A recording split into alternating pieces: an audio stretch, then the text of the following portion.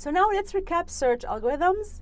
We have seen uninformed search that use no domain knowledge, and methods using uninformed search include BFS, breadth first search, DFS, depth first search, DLS, depth limited search, IDS, iterative deepening search, and UCS, uniform cost search.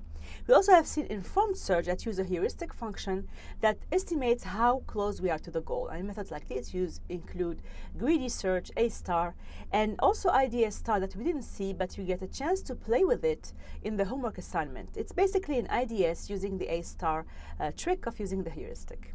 To fix the idea, let's talk again about DFS and how it looks on a tree. So DFS searches the tree branch by branch, which means that we're going to explore each branch until we reach the maximum depth. So we're going to explore this first branch in green, then the second branch, which will actually be the second sibling of this node here, then the third branch, the fourth branch, the fifth branch, etc., etc. So remember here that we have a fringe to keep, which are the next nodes to explore. In this case, the fringe, also called the frontier, consists of unexplored siblings of all ancestors. So when you explore this node here, you're going to put both of these nodes in the fringe. You explore this one, this remains in the fringe, but you're exploring these nodes here, so you're going to explore these two nodes. You add these two in the fringe, but we explore this one first. So all of this remain in the fringe until they are explored. So at the end, you're going to handle, you need to put these members in the fringe, and whenever you finish a path, you need to go back and pull things from the fringe, pop things from the fringe to be explored next. So the search proceeds by exhausting one branch at a time. So how about IDS? So in contrast to DFS, IDS will search subtree by subtree rather than branch by branch, where each subtree is going by increasing the depth limit. So we're going to first have a depth of 0. And we do a DFS on that.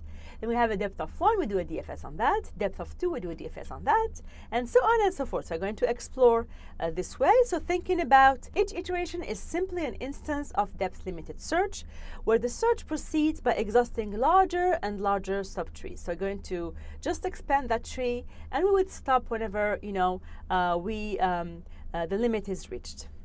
How about BFS? So remember, BFS is going layer by layer, with each layer being organized by node depth. So I'm going to explore this first layer, layer 1, layer 2, layer 3, and observe that as we go, we are going to put all these elements, these nodes in gray, in the fringe, which means that this will be next to be explored. And we wouldn't go to the next level unless we really have explored. We don't go here unless we have explored all the nodes in this level. So we keep going. And the fringe here, or the frontier, consists of the nodes of similar depth of the horizontal line here. So initially, we have the two elements in the fringe. When we move to the next layer, we have these elements in the fringe, etc. So how about UCS, uniform cost search? It's going to also search layer by layer, but in contrast to BFS, it's going to be organized by path cost rather than by depth. So we're going to have elements explored all over the place in the tree by prioritized by the cost till the node. So it could be, for example, this kind of search. But observe again that the gray nodes correspond to the elements that are in the fringe. So how about the fringe? The fringe, or the frontier, consists of the nodes of various depth. It's a kind of jag. The main reason is that it's prioritized by the lowest cost.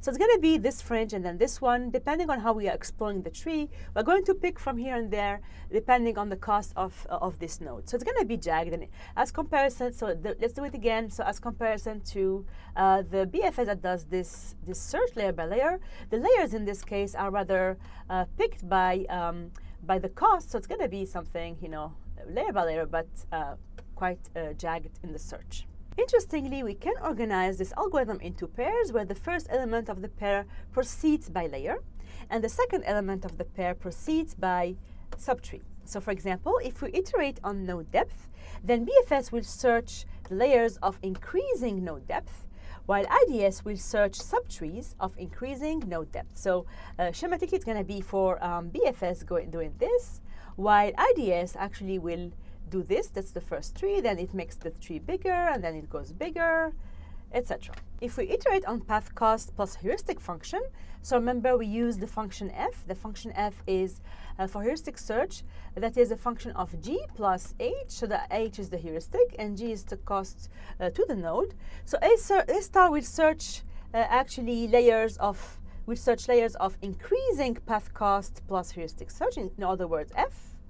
And IDS star, which is a variant of A star using IDS, which is iterative depth search, searches subtrees of increasing path cost plus heuristic, which is also F. Finally, I would like to emphasize which function to use for which method. So for example, for UCS, uniform cost search, it searches layer by layer of increasing what? Of increasing path cost. So it's going to work on the function using the function G to pick which nodes to explore and pick those that have the smallest cost. Greedy best first search searches layers of increasing heuristic function, and this heuristic function is H. And finally, A star search searches layers of increasing both path cost, G, plus the heuristic function, which is H. So it's going to be the function F equal G plus H. So that's the path from the root to the node plus the heuristic or the estimated cost from the node to the goal. That's it for the recap on the search methods. Thanks for watching.